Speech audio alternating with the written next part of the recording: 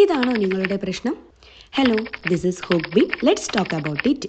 സ്കൂളൊക്കെ സ്റ്റാർട്ട് ചെയ്തു അല്ലേ? നാളെ തൊട്ട് കുട്ടികളുടെ ബാഗിൽ കാണാൻ പോകുന്ന അവസ്ഥയാണിത്. അവരുടെ പുതിയ ബുക്കിലും ബാഗിലും ഒക്കെ ഇതുപോലെ ഫുഡിന്റെ ഓയിൽസ് ഒക്കെ ഉണ്ടായാൽ നിങ്ങളൊന്ന് ആലോചിച്ച് നോക്കിയേ. അവർ എത്ര ആഗ്രഹിച്ചിട്ടായിരിക്കും അവർ ഇഷ്ടപ്പെട്ട ബാഗും ബുക്കും ഒക്കെ വാങ്ങിയിട്ട് ഇതുപോലെയാണെങ്കിൽ എന്തൊരവസ്ഥയാലേ. സോ അതിനുള്ളൊരു സൊല്യൂഷനാണ് നമ്മളെടുത്തുള്ളത്. ഇതാണ് നമ്മുടെ ടിഫിൻ പൗച്ച്.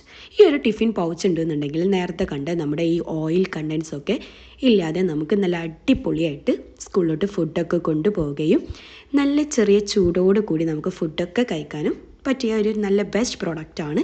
അതുപോലെ നല്ല ഫ്ലെക്സിബിളാണ്, അത്യാവശ്യം നല്ല സൈസാണ്. 29x27 ആണ് നമ്മുടെ ഈ ഒരു സൈസ് വരുന്നത്. സോ ഞാനൊരു ടിഫിൻ ബോക്സ് വെച്ചിട്ട് കാണിച്ചു തരാം.